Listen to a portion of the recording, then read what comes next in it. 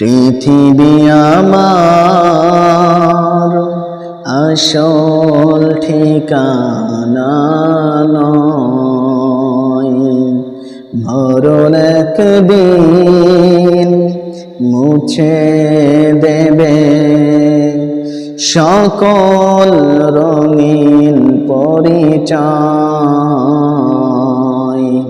পৃথিবী আমার আসল ঠিকানা নয়, মরণ একদিন মুছে দেবে সকল রঙিন পরিচয়।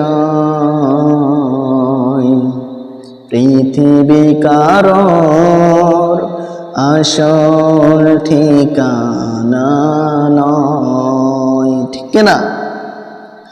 মিছে মানুষের বন্ধন, মিছে মায়া স্নেহ প্রীতি ক্রন্দন, মিছে মানুষের বন্ধন, মিছে মায়া স্নেহ প্রীতি ক্রন্দন, মিছে জীবনে রং ধনু সাত রং, মিছে দুদিনের অভিনয়। পৃথিবী আমার আসল ঠিকানা নয়। আলহামদুলিল্লাহ, লক্ষ কোটি শুকরিয়া সে মহান আল্লাহ পাক রব্বুল আলামিনের দরবারে, যে মহান আল্লাহ পাক রব্বুল আলামিন পৃথিবীর মধ্যে কোটি কোটি মানুষের মাঝ থেকে আপনাকে আমাকে বাছাই করে সুস্থ শরীরে এই কোরআনের মজলিসে জান্নাতের বাগানে আসার বসার মতো যে তৌফিক দান করলেন, সেজন্য সেই মহান মালিকের দরবারে আমরা সকলে শুকরিয়া আদায় করছি। বলছি আলহামদুলিল্লাহ। আরো একবার বলছি আলহামদুলিল্লাহ। সর্বদা সবসময় একজনের শুকরিয়া আদায় করতে হবে। তিনি কে? জোরে বলবেন, তিনি কে? আল্লাহ। সে আল্লাহ তাআলার শুকরিয়া আদায় করতে হবে। আল্লাহ পাক রব্বুল আলামিনের শুকরিয়া যতই আপনি আমি আদায় করি না কেন, সেই মালিকের শুকরিয়া আদায় করে কি শেষ করা সম্ভব? কথা বলবেন, শেষ করে কি সম্ভব? কখনোই সম্ভব না। কারণ আল্লাহ পাক রব্বুল আলামিন কোরআনুল কারীমের মধ্যে জানিয়ে দিলেন, লা ইন শাকারতুম লা আযীদান্নাকুম ওয়া লা ইন কাফারতুম ইন্না আযাবি লাশাদীদ। আল্লাহু আকবার। ও মুসলমান, আরো জোরে বলুন আল্লাহু আকবার। আল্লাহু আকবার বলবেন, কারণ আল্লাহু আকবারের অর্থ হলো আল্লাহ সব থেকে বড়। আকবার এর অর্থ হলো সব থেকে বড়। যদি আপনি বলেন আল্লাহু আকবার, তাহলে আপনি আল্লাহকে সব থেকে বড়ত্ব ঘোষণা করলেন। আর আল্লাহ পাক রব্বুল আলামিন বলেন, যদি কোনো বান্দা, যদি কোনো বান্দি আমি আল্লাহ তাআলা আমার বড়ত্ব ঘোষণা করে, আমি আল্লাহ পাক রব্বুল আলামিন ওই বান্দা বান্দির সম্মান আরো বাড়াইয়া দেব। বলুন সুবহানাল্লাহ। সুতরাং যখন কোরআনের আয়াতগুলো তেলাওয়াত হবে, আয়াতের তেলাওয়াতের শেষে শেষে আপনারা কি বলবেন? আল্লাহু আকবার বলবেন। রব্বুল আলামিন বলেন, লা ইন শাকারতুম লা আযীদান্নাকুম ওয়া লা ইন কাফারতুম ইন্না আযাবি লাশাদীদ। রব্বুল আলামিন বলেন, ও পৃথিবীর মানুষেরা, তোমরা শুনে রাখো, জেনে রাখো, আমি আল্লাহ তাআলা এই পৃথিবীর মধ্যে তোমাদের জন্য যত নিয়ামত দিয়ে রেখেছি, এই নিয়ামতের শুকরিয়া যে সকল বান্দারা, যে সকল বান্দিরা আদায় করবে, আমি আল্লাহ পাক রব্বুল আলামিন ওই সকল মুমিন বান্দা বান্দির নিয়ামতের মধ্যে আরো বরকত দিয়ে দেব। বলুন সুবহানাল্লাহ। এরপরে আল্লাহ পাক রব্বুল আলামিন বলেন, ওয়ালা ইন কাফারতুম ইন্না আযাবি লাশাদীদ। রব্বুল আলামিন বলেন, এবং এরপরে যে সকল মুনাফিক বান্দিরা, যে সকল মুনাফিক বান্দারা আমি আল্লাহ তাআলা আমার নিয়ামত পাওয়ার পরেও, আমার নিয়ামত ভোগ করার পরেও শুকরিয়া আদায় করে না, আমি আর আল্লাহ পাক রব্বুল আলামিন ওই সকল বান্দার নিয়ামতের মধ্যে কোনো বরকত দিই না, বরং সকাল কিয়ামতের কঠিন মুসিবতের সময়, কঠিন আযাবের মধ্যে গ্রেফতার করে ফেলবো। বলুন নাউজুবিল্লাহ। সুতরাং সর্বদা সবসময় একজনের শুকরিয়া আদায় করতে হবে। তিনি কে? তিনি হলেন আমাদের মালিক, তিনি হলেন পরম দয়াময়, তিনি হলেন করুণাময়। আপনি আল্লাহ তাআলার শুকরিয়া আদায় করবেন কেন? কারণ কি জন্য আল্লাহ তাআলার শুকরিয়া আদায় করবেন? কারণ আপনি ভেবে দেখুন, আপনি যে সময় পৃথিবীতে আসেননি, একটা সময় ছিল যে সময় আপনার কোনো অস্তিত্বই ছিল না, যে সময় আপনার কোনো নাম ছিল না, ঠিকানা ছিল না। রব্বুল আলামিন কোরআনের মধ্যে এই কথা বললেন, বলেন আল্লাহু আকবার। আল্লাহ পাক রব্বুল আলামিন বলছেন, হাল আতা আলাল ইনসানি হিনুম মিনাদ দাহরি লাম ইয়াকুন শাইআম মাযকুরা। আল্লাহু আকবার। রব্বুল আলামিন বলেন, ও বান্দারা, তোমরা কি একটু ভাবো না, এমন একটা সময় তোমাদের উপরে অতিবাহিত হয়েছে, এমন একটা সময় তোমাদের উপর থেকে চলে গিয়েছে, যে সময় উল্লেখযোগ্য তোমাদের কোনো কিছুই ছিল না, কোনো কিছু উল্লেখ করার মতো কিছু ছিল না। তোমাদের নাম ছিল না, ঠিকানা ছিল না, বাড়িঘর কিছু ছিল না, তোমাদের ওজন ছিল না, আকার আকৃতি কিছুই ছিল না, এমনকি তোমাদের অস্তিত্বই ছিল না।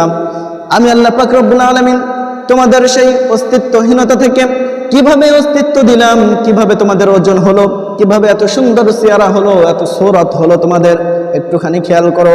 আমি আল্লাহ পাক রব্বুল আলামিন তোমাদের কিভাবে তৈরি করলাম, একটু খেয়াল করো। রব্বুল আলামিন বলেন, ওয়ালাকাদ খলাকনাল ইনসানা মিন সুলালাতিন মিন তিন। রব্বুল আলামিন বলেন, ও বান্দারা, আমি তোমাদেরকে মাটি থেকে সৃষ্টি করেছি, অর্থাৎ মাটির উপাদান থেকে তোমাদেরকে আমি সৃষ্টি করেছি।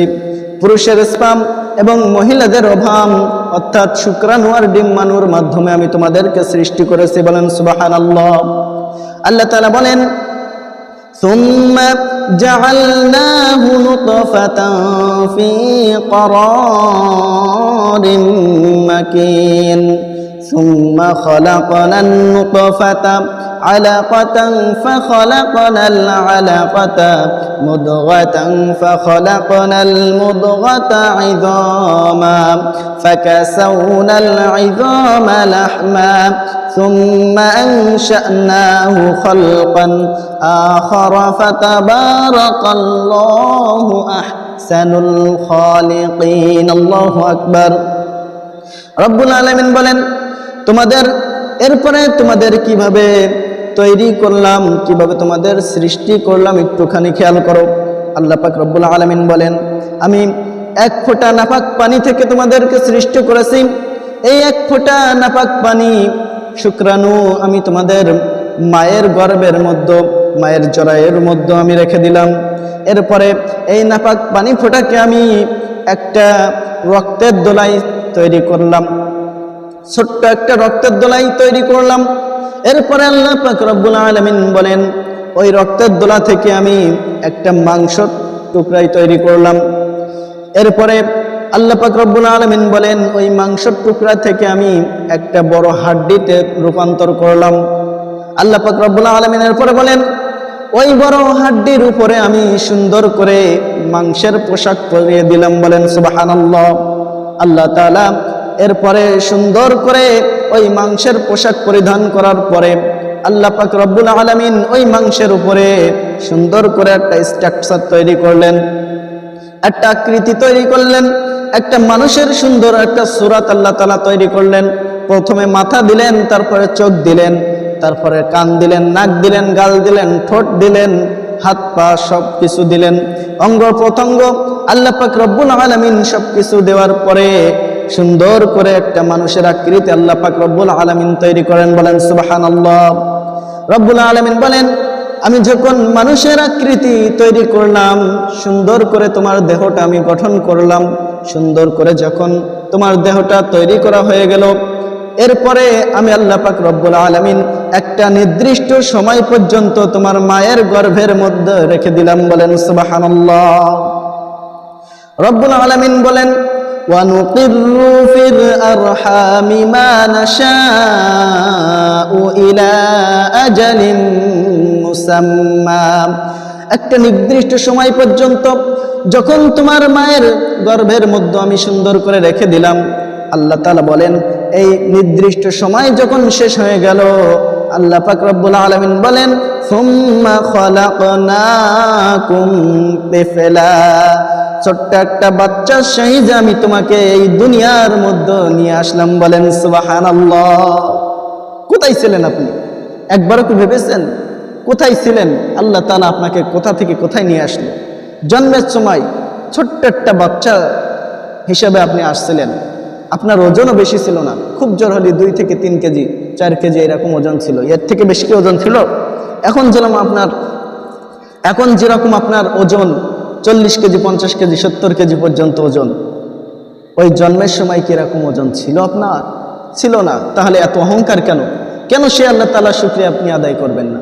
সে আল্লাহ তাআলার শুকরিয়া আদায় করার দরকার আছে না নাই? আসতে বলবেন না, আছে না নাই? অবশ্যই আছে। আল্লাহ পাক রব্বুল আলামিন বলেন, ও বান্দা, আমি যখন তোমাকে এত কিছু করার পরে যখন আমি তোমাকে দুনিয়ায় নিয়ে আসলাম, দুনিয়ায় নিয়ে আসার পরে আমি তোমার উপরে একটা দায়িত্ব দিয়ে দিলাম। তোমাকে তৈরি করার একটা উদ্দেশ্য আমার, সে উদ্দেশ্য হলো ওয়ামা খালাকাতুল জিন্না ওয়াল ইনসা ইল্লা লিয়াবুদুন। আল্লাহু আকবার। রব্বুল আলামিন বলেন, আমি তোমাকে সৃষ্টি করেছি শুধুমাত্র একটাই উদ্দেশ্যটা হলো আমি তোমাকে সৃষ্টি করেছি এই জন্য যে তুমি দুনিয়ায় যে আমার ইবাদত বন্দেগী করবে। আল্লাহ পাক রব্বুল আলামিন শুধুমাত্র দুনিয়ায় ছেড়ে দিয়েই যে ক্ষান্ত হয়েছেন এটা না, আপনাকে আমাকে শুধুমাত্র রাস্তায় ছেড়ে দিয়েই যে বলছেন যে অমুক জায়গায় যাও, জান্নাতের রাস্তা খুঁজে নাও, তা না। আল্লাহ পাক রব্বুল আলামিন এই দুনিয়ার মধ্যে আপনাকে আমাকে ছেড়ে দিয়ে 2টা রাস্তা দেখাইছেন। কয়টা? আসতে বলবেন না কয়টা? 2টা রাস্তা আল্লাহ পাক রব্বুল আলামিন দেখিয়ে দিলেন। 1 নম্বরে হলো ফারিকুম ফিল জান্নাতি ওয়া ফারিকুম ফিস সাঈর। রব্বুল আলামিন বলেন, ও বান্দা, আমি তোমাকে এই দুনিয়ার মধ্যে ছেড়ে দিয়ে 2টা রাস্তা তোমার সামনে আমি দিয়ে দিয়েছি। 1 নম্বর রাস্তা হলো ফারিকুম ফিল জান্নাত, জান্নাতের রাস্তা। 2 নম্বর রাস্তা হলো ফারিকুম ফিস সাঈর, জাহান্নামের রাস্তা। এরপরে তোমার উপরে আমি ছেড়ে দিলাম তুমি কোন রাস্তায় যাবা, তুমি জান্নাতের রাস্তায় যাবা নাকি জাহান্নামের রাস্তায় যাবা, সেটা তোমার উপরে নির্ভর করে। সুতরাং এই দুনিয়ায় থাকতে হলে তোমাকে অবশ্যই আমার ইবাদত বন্দেগী করতে হবে। না হলে তুমি এই দুনিয়া থেকে যখন দুনিয়ার মায়া ত্যাগ করে তুমি পরকালে চলে যাবে, অবশ্যই তুমি জাহান্নামের অধিবাসী হয়ে যাবে। বলেন নাউযুবিল্লাহ। আল্লাহ পাক রব্বুল আলামিন বলেন, ও বান্দা, আমি তোমাকে 2টা রাস্তা দেখিয়ে দিয়ে ক্ষান্ত হই নাই, এখানে আমি থেমে যাই নাই। আমি আল্লাহ পাক রব্বুল আলামিন তোমাকে এত সুন্দর করে সৃষ্টি করেছি, এত কষ্ট করে, এত মায়া করে, এত দয়া করে আমি তোমাকে সৃষ্টি করেছি জাহান্নামে দেওয়ার জন্য না। আল্লাহু আকবার। আল্লাহ তাআলা আমাদেরকে কত ভালোবাসেন। রব্বুল আলামিন বলেন, আমি তোমাদেরকে জাহান্নামে দেওয়ার জন্য সৃষ্টি করে নাই, আমি তোমাদেরকে আমি জান্নাতে দেওয়ার জন্য সৃষ্টি করেছি। বলেন সুবহানাল্লাহ। কিন্তু জান্নাতে যাইতে হলে আগে তোমাকে এই দুনিয়ার মধ্যে আমার ইবাদত বন্দেগী করতে হবে, আমার পরীক্ষা দিতে হবে। রব্বুল আলামিন বলেন, এই জান্নাতে যাওয়ার জন্য 2টা রাস্তা আল্লাহ তাআলা দিয়ে দিলেন। 1 নম্বর রাস্তা হলো হুদাল লিন-নাসি ওয়া বায়্যিনাতিন মিনাল হুদা ওয়াল ফুরকান। আল্লাহু আকবার। 1 নম্বর রাস্তা হলো কোরআন নামক একটা কিতাব আপনাকে আমাকে দিয়েছেন। 2 নম্বর রাস্তা হলো ওয়ামা আরসালনাকা ইল্লা রাহমাতাল লিল আলামিন। রব্বুল আলামিন বলেন, 2 নম্বর রাস্তা হলো আমি তোমাদেরকে জান্নাতে যাওয়ার জন্য, তোমাদেরকে আলোর পথে নিয়ে যাওয়ার জন্য, তোমাদেরকে আলোর রাস্তায় নিয়ে যাওয়ার জন্য আমার বন্ধুকে পাঠালাম। আমি আমার নবীকে তোমাদের জন্য রহমত হিসাবে পাঠালাম। বলেন সুবহানাল্লাহ। সুতরাং আল্লাহ তাআলা আপনার আমার জন্য 2টা রাস্তা দেখিয়ে দিলেন। 1 নম্বর হলো কোরআন, 2 নম্বরে হচ্ছে আল্লাহর রাসূল। তো এখন কি আল্লাহর রাসূল আছেন? দুনিয়ায় তো নাই। আল্লাহ পাক রব্বুল আলামিন রাসূলকে আমাদের জন্য রহমত হিসেবে পাঠাইছেন। কিন্তু সেই রাসূল তো আমাদের এখন এই জামানায় নাই, তাহলে এখন কি করবেন? আল্লাহ রাসূল সাল্লাল্লাহু আলাইহি ওয়াসাল্লাম দুইটা জিনিস আমাদের জন্য রেখে গিয়েছেন, এক নম্বরে কোরআন, দুই নম্বর হচ্ছে হাদিস।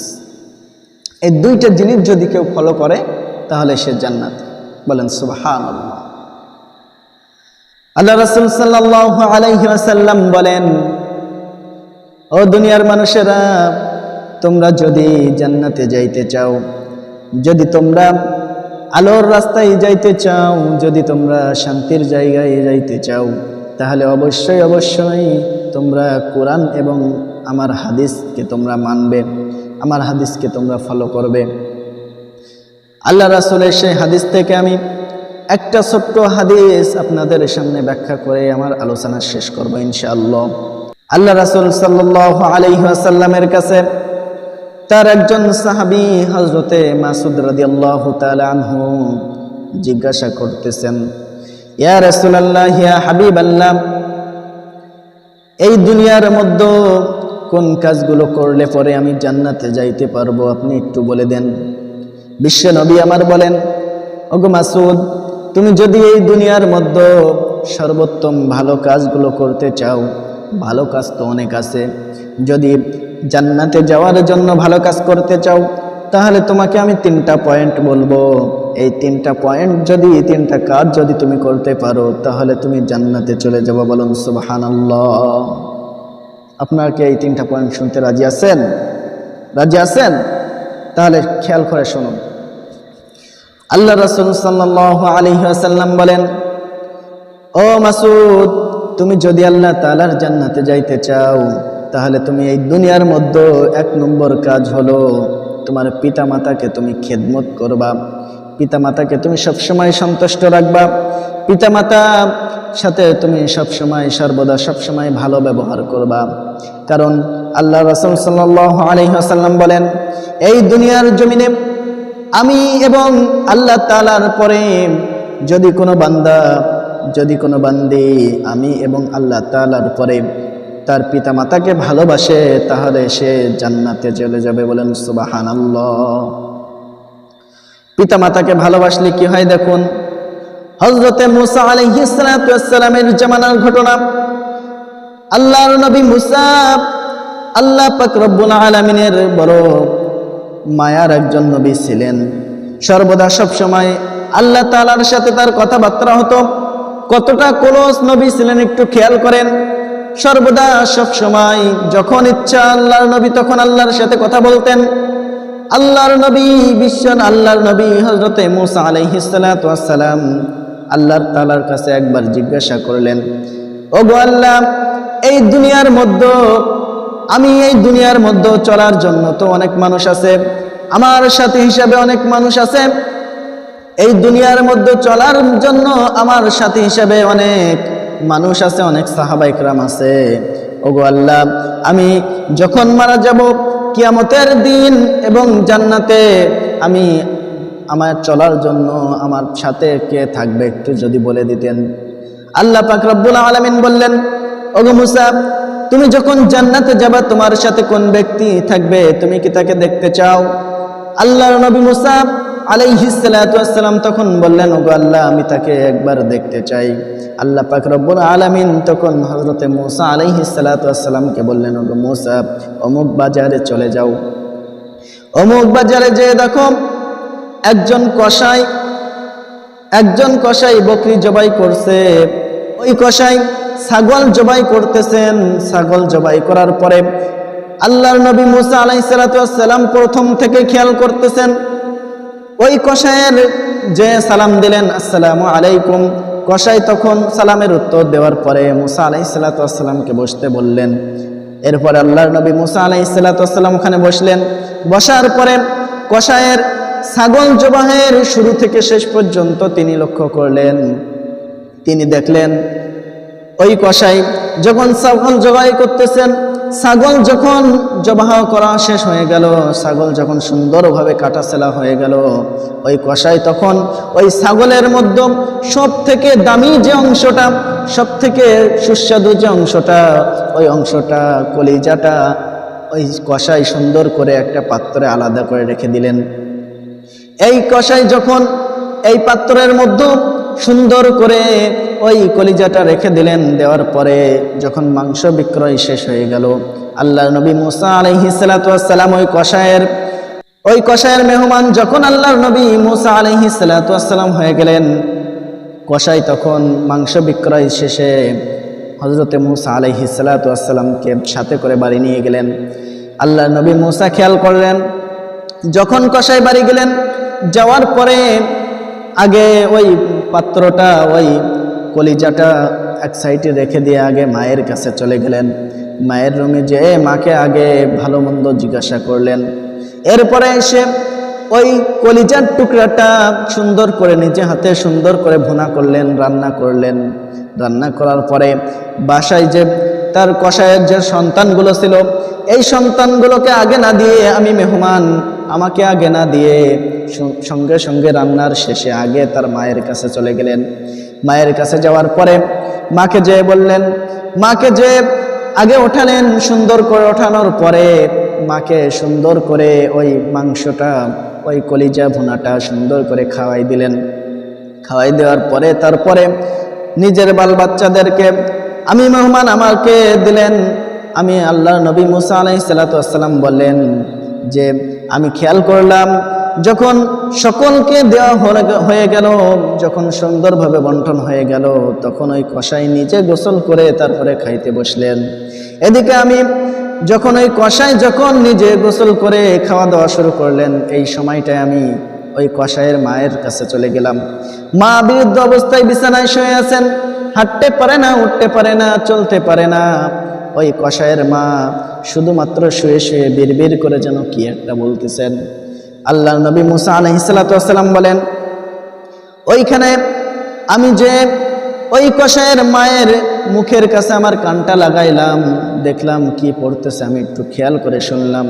আমি যখন কান লাগাই দেখি ওই কষায়ের মা বলতেছে, ওগো আল্লাহ, আমি তোমার কাছে দোয়া করি, আমি যেন এই জামানার যিনি নবী, আমার সন্তান যেন জান্নাতে, ওই নবীর সাথে তুমি আমার সন্তানকে জান্নাতে দিও। বলেন সুবহানাল্লাহ। মায়ের দোয়া। আল্লাহর নবী মুসা আলাইহিস সালাতু ওয়াস সালাম তখন বুঝতে পারলেন যে আল্লাহ তাআলা কেন একজন কসাইকে আমার সাথে জান্নাতের মেহমান, জান্নাতের খাদেম হিসেবে আমার সাথে রাখবেন।